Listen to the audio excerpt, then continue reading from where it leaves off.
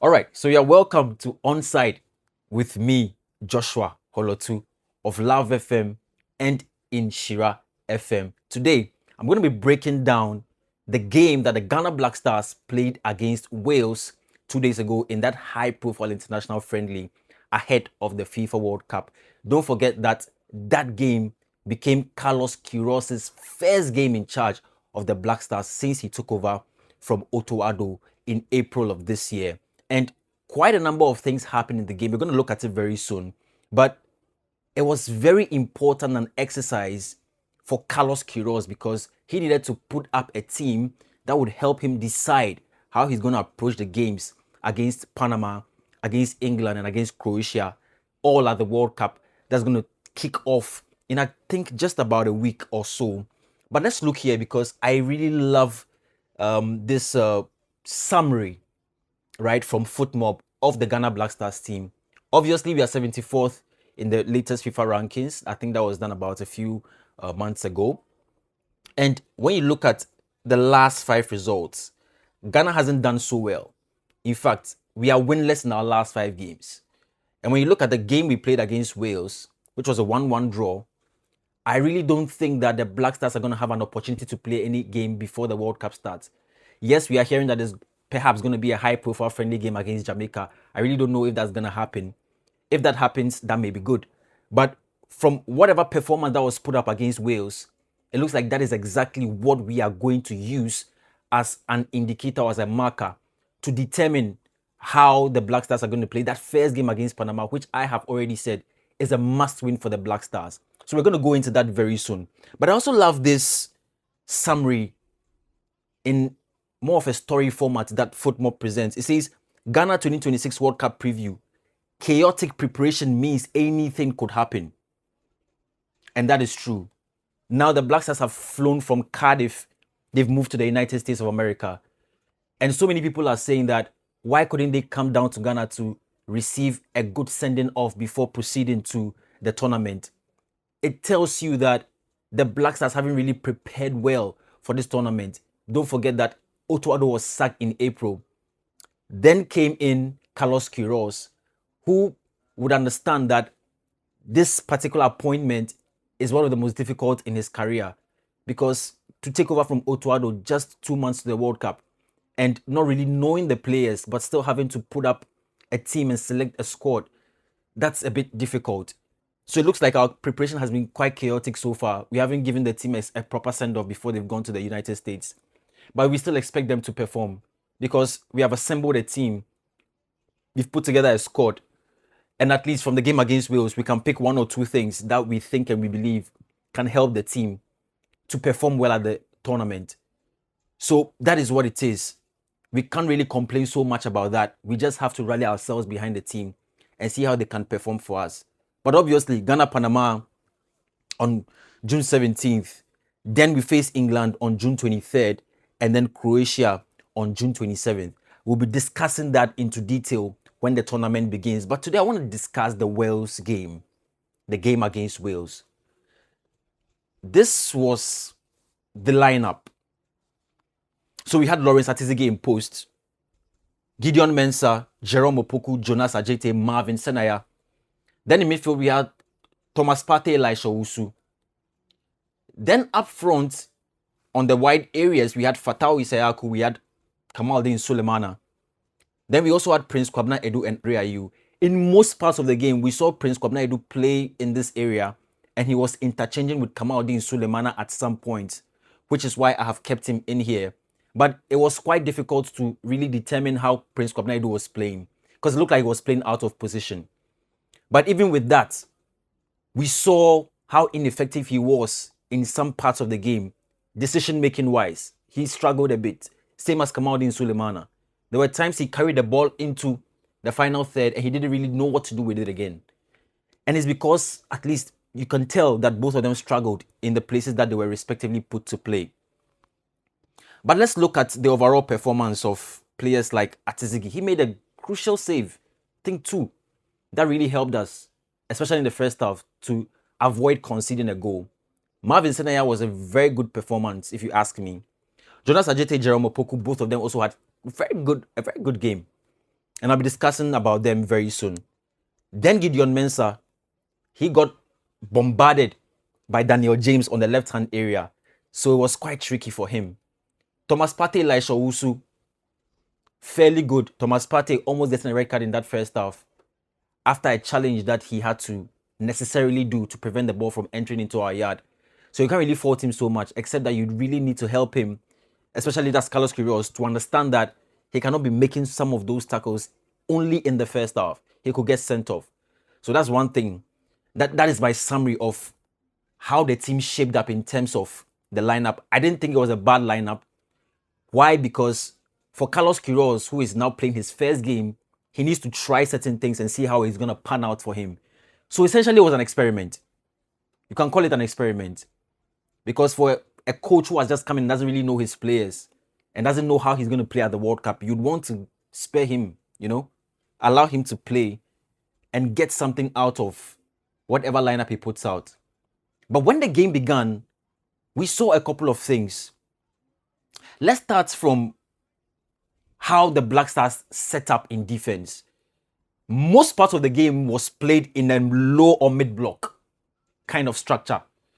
So if you look closely, you'd realize that Jordan Ayew, who was leading the line, had come and he was deep in his own half. Then we had Thomas Partey. We also had Fatawu Issahaku. He was occupying the right-hand area. But at this point, Wales were playing just in and around our area. And the Black Stars had sat deep, occupying most of the passing lanes to prevent Wales from playing through. Which is why Daniel James got a lot of opportunity to run in the wide area, exploiting Gideon Mensah. So it was quite tricky. When we didn't have the ball, we decided to sit very deep. And Carlos Queiroz said something in the post-match interview about how he sat deep in defense in the first half. We'll get there. But when you look closely, you realize that for most parts of the game, this was the 9th minute. And even in the 8th minute, you realize that at this point, the Black Stars were becoming very careful about how they even played on the transition. So when we got the ball from the Welsh team, we were very careful about how we proceeded into attack. We didn't get so much of the ball. So it was important that we're going to defend well so that anytime we got the ball and we wanted to move on the transition, we'll do so carefully, making sure that we have enough runners into space so they can carry the ball into the final third. We got times in the game where Caldalo, goalkeeper of Wales, had to come all the way out and actively contribute towards the ball playing at the back for Wales. And that was very indicative of the fact that Wales really came into the game to really pin us down. And I wasn't surprised because a number of chances they got in the first half that they could have scored was because we just sat and were soaking in the pressure. So that was how it was going to happen. But Atizigi must be commended because he did 2 crucial saves and prevented the ball from going in. You realize that Jerome, he would try and go long, especially because the passing lanes were blocked by the Wales team. It was very difficult to find how he would pass the ball vertically to get it into the final third. So you have Elisha Owusu over here, but he's been marked actively. So it would be very difficult to get him the pass to try and help him to recycle possession and head into the half of the opponent. So Jerome decided to go long. He did that the first time. This was the 18th minute. And anytime he went long, he was trying to find Fatawu Issahaku so that Issahaku could also use his speed and pace to enter into the 18-yard of the opponent and see what he could do from there. So he did that the first time. He tried it again in the 21st minute. So he needed an outlet. Fatawu Issahaku was one good outlet that he could use. So anytime he got the ball, because of the difficulty passing through into the middle, he would go long to Issahaku. But none of that really panned out well for us because Issahaku, when he got the ball and even entered into the yard of the opponent, it was difficult for him to execute. There were times where he would equally pass the ball to Jordan Ayew, and Jordan Ayew would have to execute quickly, turn and shoot. He didn't also get good bites of the ball, so it was difficult for him to do that. By the time we came back from the first half into the second half, the game changed totally. So you can see that Jordan Ayew over here, he was joined on the pitch by Brandon Thomas Asante, who came in for Prince Kwabena Edu. And at this point, you can see that the Black Stars had decided to press forward. So Jordan Ayew Brandon Thomas Asante actively contributing towards the press in the half of the Wales team. In the first half, we sat very deep, very, very deep. So you can see that the press, he was beginning to check it out. That is Brandon Thomas Asante and Jordan Ayew. Then we also saw moments in the game where we were pushing the Wales team deep in their own half. So you can see here, Jordan Ayew here, Elisha Owusu here, and you can see how they were, this is Kamaldeen Sulemana, right? They were actively pushing them down. Kwesi Simbo was here. So it was a clear man marking situation over here. And they managed to win one or two balls from the Wales team. So you can tell for sure that Carlos Queiroz in the first and second halves, he had two different game plans. And like I said earlier, he was experimenting, so I can understand what he was trying to do.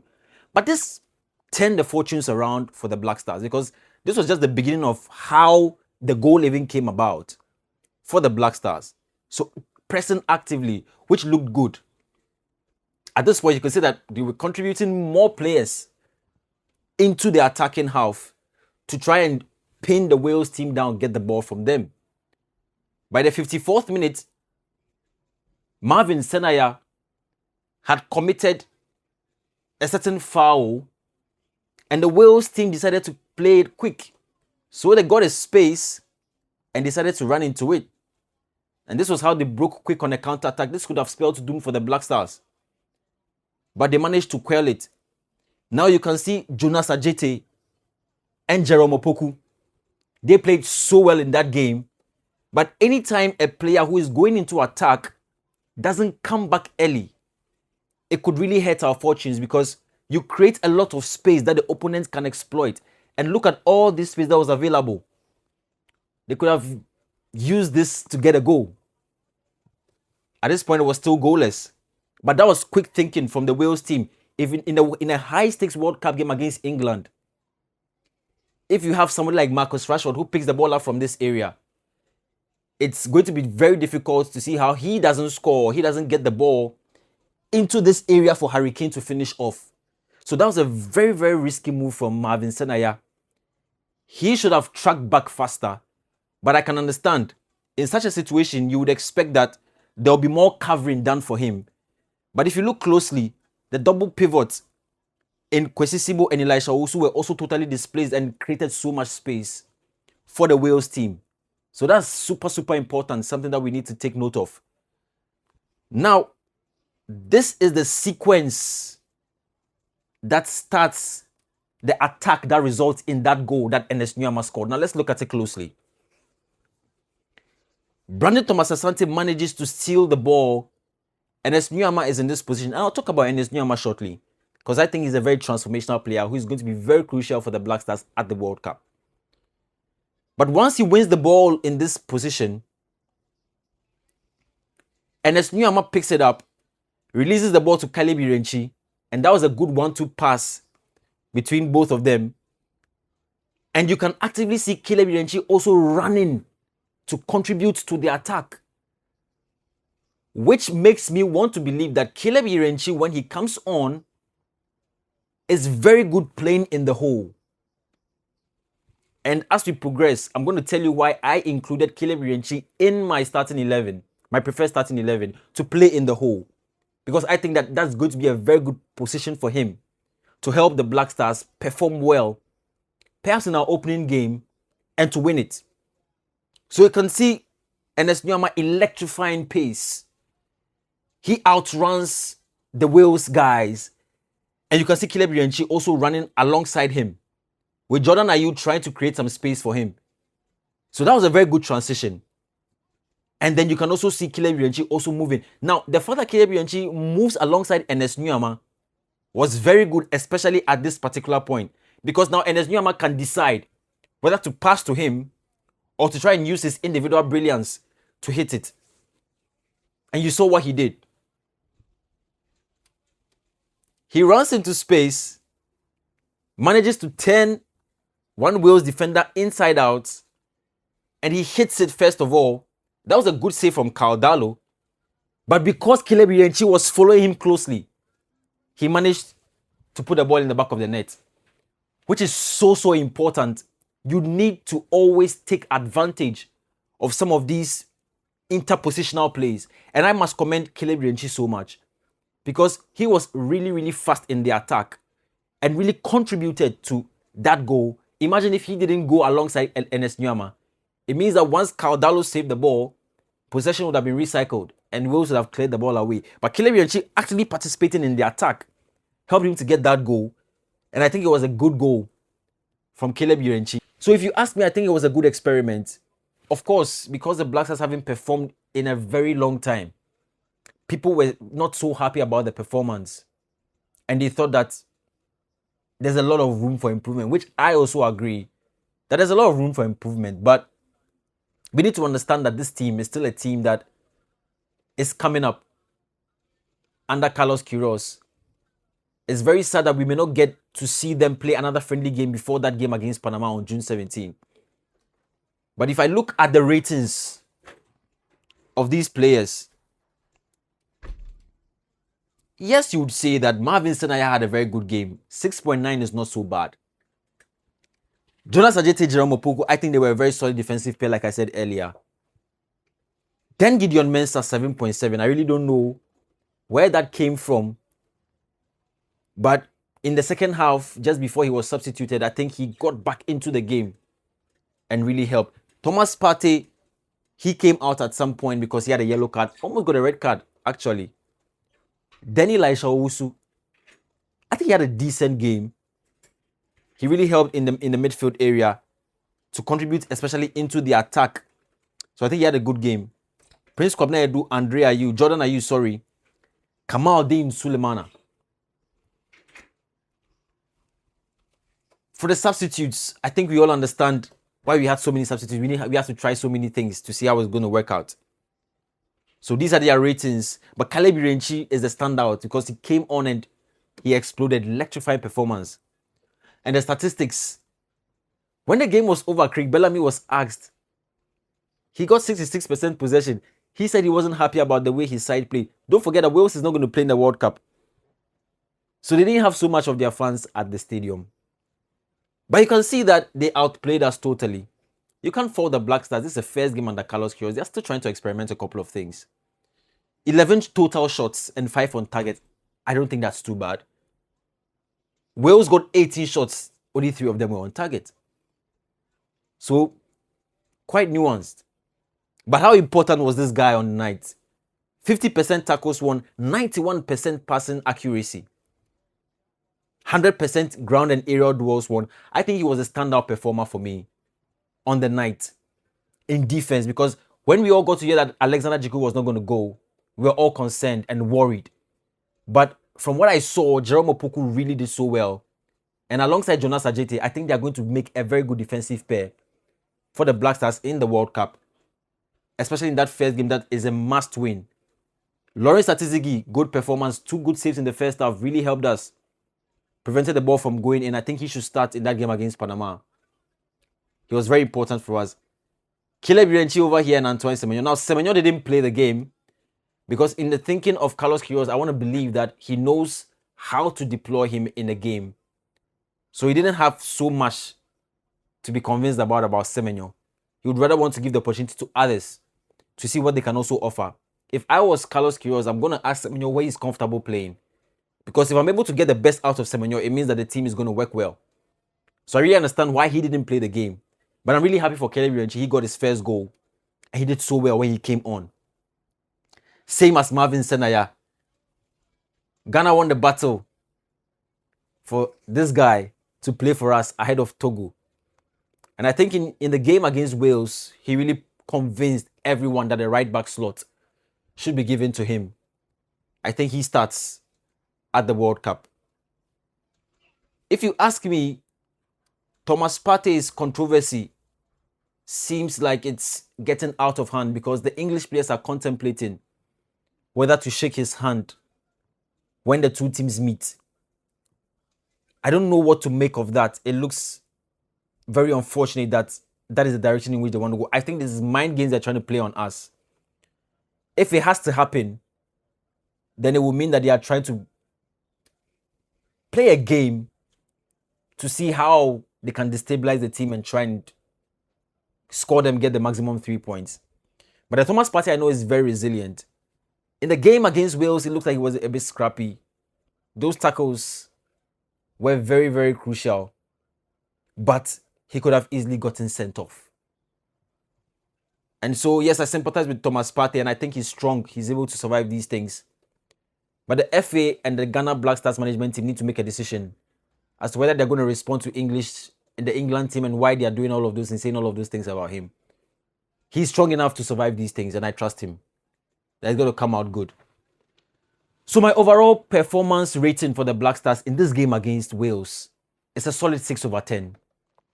I've already said it, that Carlos Quieroz is still getting to know his team, getting to understand how he can deploy most of his players in different positions. So I couldn't fault him so much for some of the decisions he made, especially in the first half, because I knew it was an experiment that he was doing. But it became quite clear in the second half what he really wanted to achieve, and that was to try and get one goal. But in the post-match press conference, he was asked, and he said it, that yes, it's good to defend, because if you need to prevent the opponent from scoring you, then one of your main acts is to have a very solid defense, which he had in the first half. By the time it was second half, he really knew that it was time to score, which is why he started pressing and he started bringing on players who could help him to get a goal. That's what we saw Ernest Nuama. Which is why, if you ask me, in my starting 11, my preferred starting 11, this is how it's going to look like. In post, I'm going to have Lawrence Atizigi, because I think now he's convinced that's enough. After he's come back into the goal, that ahead of Benjamin Asare, yeah, he offers us more solidity, I should say. Atizigi was number one. He lost it to Benjamin Asare. But in that game against Wales, I think he performed so well. He needs to come back in goal. Gideon Mensah, I'll keep him at left back, but I'll give him instructions as to how he needs to press forward and how he needs to try and recover. Because if he doesn't learn that quickly, he's going to get a pacier defender than Daniel James. A pacier winger, than Daniel James.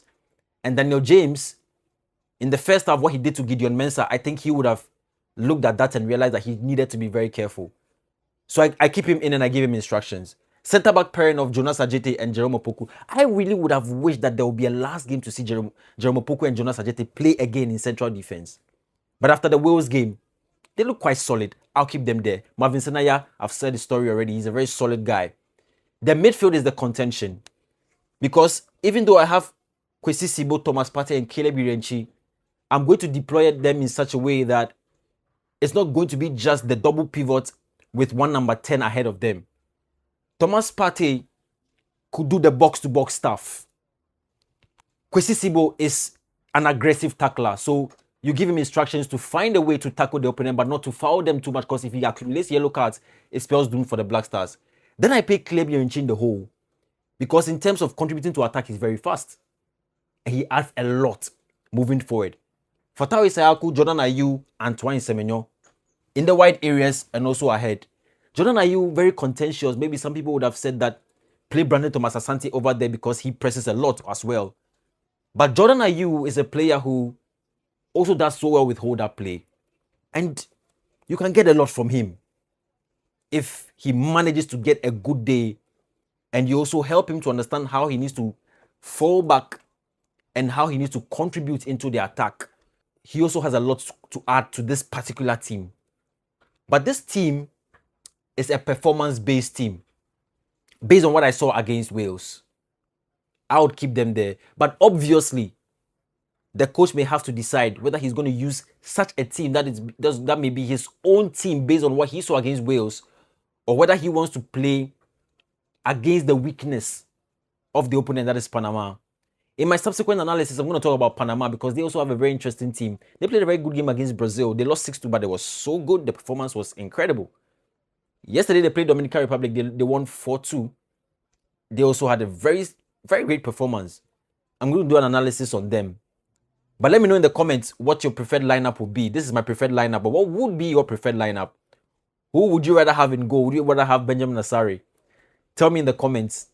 We'll talk more in the subsequent editions where I do the analysis of the Panama team in our first game. And also, I'm going to tell you why the Black Stars need to pick a lot from that 2010 team that played in South Africa, because I believe that the kind of football they played over there is something we need to replicate in this World Cup if we really want to make it far. Thank you for watching. Subscribe and leave your comments. See you in the next one.